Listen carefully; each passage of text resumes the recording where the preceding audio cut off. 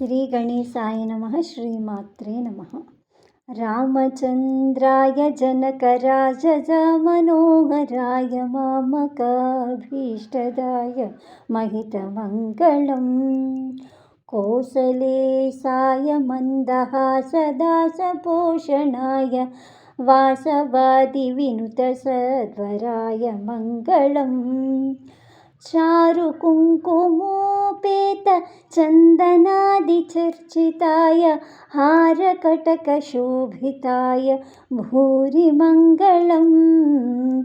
ललितरत्नकुण्डलाय तुलसीवनमालिकाय जलजसदृशदेहाय दिव्यमङ्गलम्।